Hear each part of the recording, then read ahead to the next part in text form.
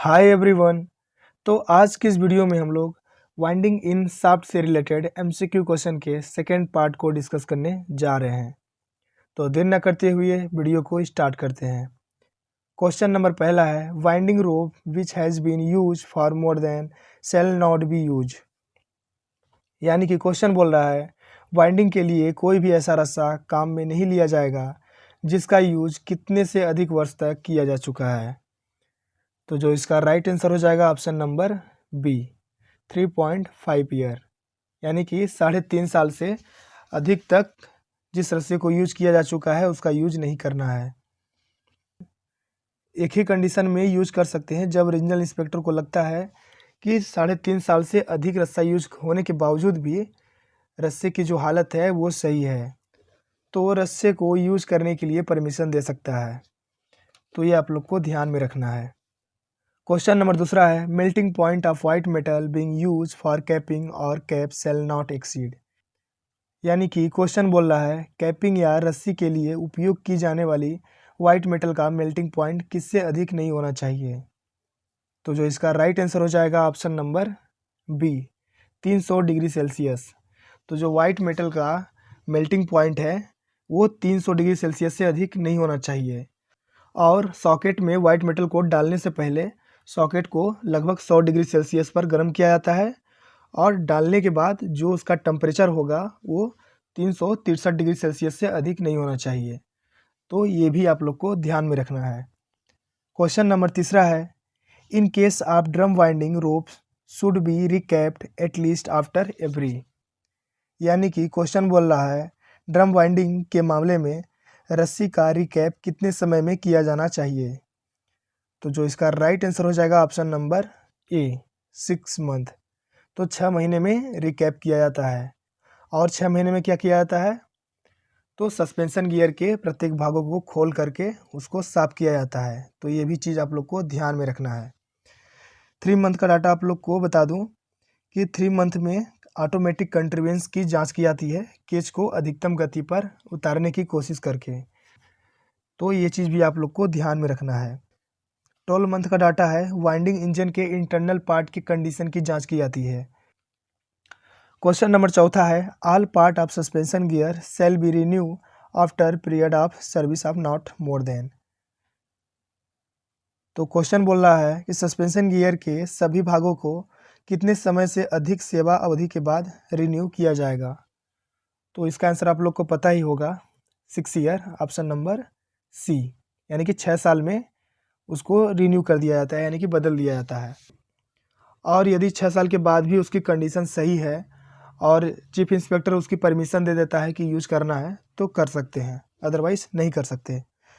6 month का data है, 6 month में कम से कम एक बार रिकैप किया जाता है और सस्पेंशन गियर के भाग को खोल करके उसको साफ किया जाता है। तो ये तो आप लोग को ध्यान में ही रखना है। क्वेश्चन नंबर 5वां है, non destructive test shall be done every suspension gear.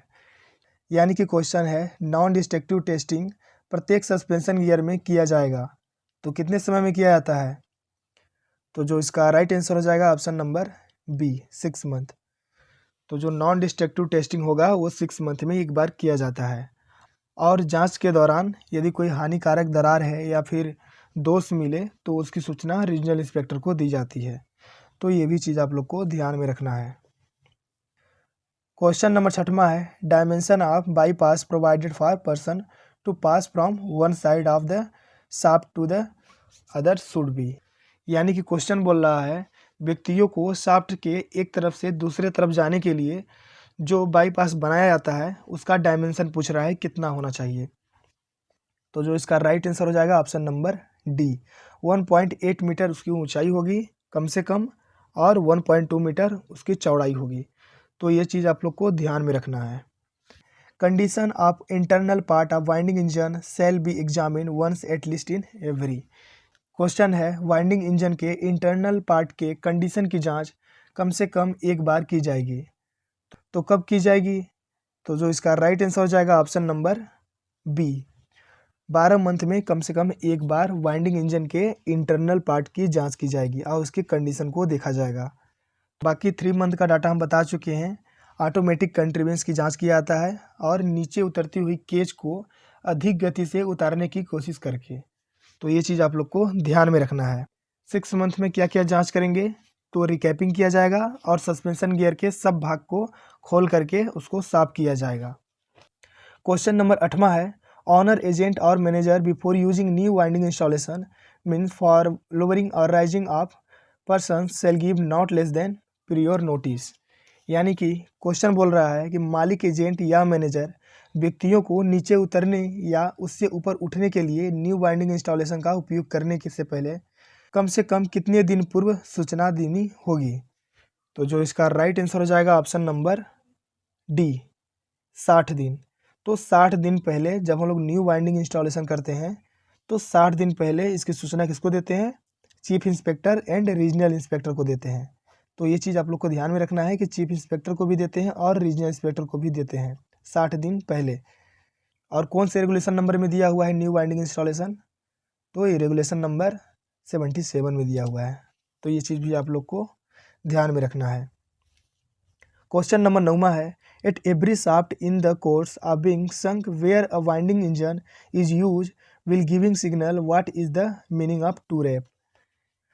यानी कि प्रत्येक शाफ्ट पर जहां सिग्नल देते समय वाइंडिंग इंजन का उपयोग किया जाता है वहां 2 रैप का क्या मतलब है। तो जो इसका राइट आंसर हो जाएगा ऑप्शन नंबर ए, लोअर करना यानी कि उतारना। क्वेश्चन नंबर 10वां है, what is the floor area per person available to accommodate person in a cage. तो क्वेश्चन बोल रहा है एक केज में व्यक्ति को रखने के लिए प्रति व्यक्ति कितना फर्श एरिया उपलब्ध होगा।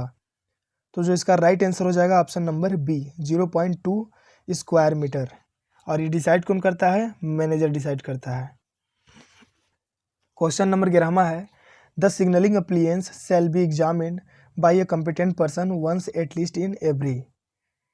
क्वेश्चन बोल रहा है सिग्नलिंग अप्लायंस की जांच किसी भी सक्षम व्यक्ति द्वारा कम से कम कितने समय में एक बार की जाएगी। तो जो इसका राइट आंसर हो जाएगा ऑप्शन नंबर डी, 24 घंटे में कम से कम एक बार जांच की जाएगी सिग्नलिंग अप्लायंस की। और सिग्नलिंग सिस्टम की कब जांच की जाएगी, 7 दिन में एक बार। तो ये चीज़ आप लोग को ध्यान में रखना है। 7 दिन में और क्या क्या जांच करते हैं, सिग्नलिंग सिस्टम हो गया, गाइड हो गया, वाइंडिंग इंजन के बाहरी भागों की जांच की जाती है। तो ये चीज़ आप लोग को याद रखना है 7 दिन में। 30 दिन में क्या जांच करते हैं, वाइंडिंग रस्से की जांच करते हैं 0.5 मीटर पर सेकेंड की गति से चलाकर। तो ये चीज़ भी आप लोग को ध्यान में रखना है। क्वेश्चन नंबर 12वां है, the gap between the floor of cage or their means of conveyance and the lowest part of the gate or fence does not exceed and that between any 2 member of the gate or fence does not exceed.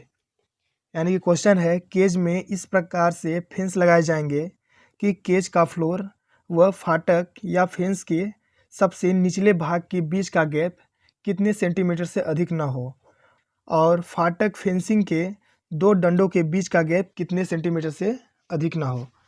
तो जो इसका answer होगा 15 centimetre और 25 centimetre, जो कि option में नहीं है। तो जो इसका राइट आंसर हो गया अभी के डेट में option number D, none. Question number 13 है, what is the maximum permissible speed of winding engine when the cage contain person is at distance of not less than twice the circumference of the drum from the completion of the wind. यानी कि question बोल रहा है winding engine की maximum permissible speed क्या होगी जब cage में मौजूद व्यक्ति ड्रम के परिधि के दुगुने से कम दूरी पर ना हो। तो जो इसका राइट आंसर हो जाएगा option number B, 1.2 metre per second. Question number 14 है, in every shaft there shall be provided an effective automatic contrivance to prevent. यानी कि प्रत्येक शाफ्ट में क्या रोकने के लिए एक प्रभावी ऑटोमेटिक कंट्रीवेंस प्रदान किया जाएगा। तो ऑप्शन है only over speeding and over winding, only over winding, none. तो जो इसका राइट आंसर हो जाएगा option number b, over speeding and over winding को रोकने के लिए ऑटोमेटिक कंट्रीवेंस लगाया जाता है। तो इस चीज़ को आप लोग को ध्यान में रखना है। क्वेश्चन नंबर 15 है, test of every automatic contrivance and every brake shall be made by the engineer or other competent person once at least in every day by raising each cage or other mean of conveyance in turn to pass the last control point above the topmost landing। यानी कि question बोल रहा है कि प्रत्येक automatic कंट्रीवेंस और प्रत्येक break का जांच इंजीनियर या अन्य सक्षम व्यक्ति द्वारा कम से कम प्रत्येक कितने दिनों में एक बार किया जाएगा, जिसमें प्रत्येक केज या अन्य वाहन को एक एक करके टॉप मोस्ट लैंडिंग के लास्ट कंट्रोल पॉइंट से ऊपर उठाकर उसकी जांच की जाएगी। तो जो इसका राइट आंसर हो जाएगा ऑप्शन नंबर सी। तो 7 दिन में कैसे जांच करते हैं? केज को टॉप मोस्ट लैंडिंग के लास्ट कंट्रोल पॉइंट से ऊपर उठाकर उसकी जांच की जाती है। तो इस चीज़ को आप लोग को ध्यान में रखना है। ऑप्शन नंबर सी हो गया 7 दिन। बाकी यदि आप लोग माइनिंग प्लस के साथ अपनी तैयारी करना चाहते हैं तो इसके लिए आप लोग को माइनिंग प्लस ऐप को इंस्टॉल करना होगा, जिसका लिंक डिस्क्रिप्शन बॉक्स में दे दिया गया है। वहां से आप लोग माइनिंग प्लस ऐप को डाउनलोड कर सकते हैं, जहां पे आप लोग को SCCL and BCCL mining sardar, Madhya Pradesh mines inspector, GATE 2024, HEMM operator and DGMS exam का प्रिपरेशन कराया जा रहा है। तो जो लोग भी इंटरेस्टेड हैं माइनिंग प्लस के साथ जुड़ सकते हैं। धन्यवाद।